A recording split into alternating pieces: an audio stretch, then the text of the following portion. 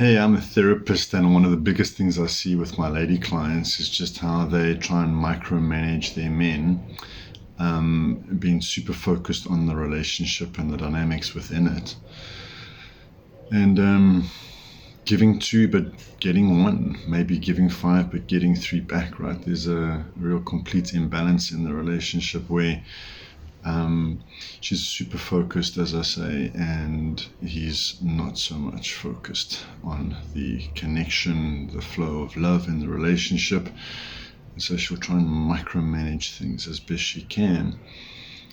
And a lot of the background behavior in and around that micromanagement is so that she can be okay, and feel that she's safe. And a lot of our sort of codependency traits come through this way, where we need the other person to be okay, we need the relationship to be okay so that we can be okay inside, right? And we can find that inner harmony and inner peace.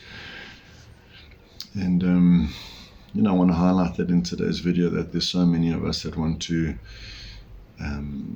be in relationship to ultimately find peace and harmony, and good luck with that. It's not going to be an easy journey, that. And so we micromanage. We micromanage things along the lines of, will he be able to change? I can help him change. I can fix this dynamic. Things will be different. Things will get better.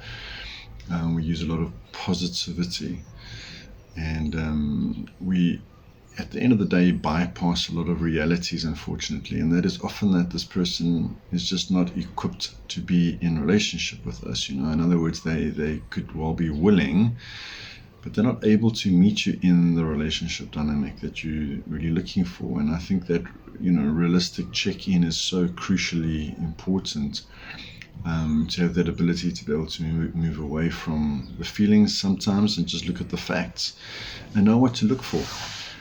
And realize that if you're looking to find yourself and to find that harmony and peace and being okay in the relationship, is you actually are using them to help you be okay. So you need to look at your own shadow there, your own darkness, your own negativity that you bring into the relationship, where you would perhaps deny it or say, no, it's him.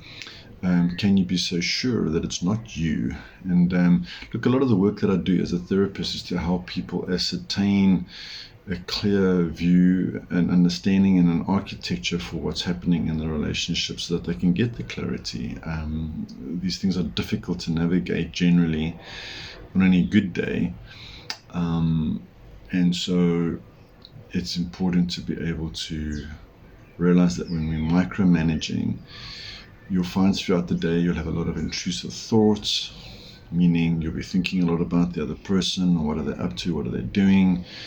You'll start to be perhaps caught up in that whole anxious avoidant dynamic, where they're a little bit more on the distancing side of things, and you feel like you're in pursuit a lot of the time. And so there's an energy imbalance, do you see? And there's a bit of a vacuum on that side, and you keep filling that vacuum with your energy, and then you're left exhausted and drained throughout the day. And this is something that we need to become aware of. A relationship should not be micromanaged. In fact, it should not be managed. A relationship should be a place where we come to, where we have opportunity to expand, to grow, to amplify ourselves, and manage maybe the nuts and bolts of the day-to-day life, the realities of finance, etc., accommodation, etc. But in your secure relating dynamics, there's not much that you're going to have to manage, okay, about the other person, because there's going to be a natural flow, and there's going to be a natural presence from that other person that will feel like home. And of course, that's very important. And I need to remind you about that. The minute you go into micromanaging that you are doing daily, is again highlighting that you're probably not compatible, guys. And so you're going to need to do some work on that. Recognize that it's probably not the best relationship to be in. But let me know below your thoughts, and we'll chat again.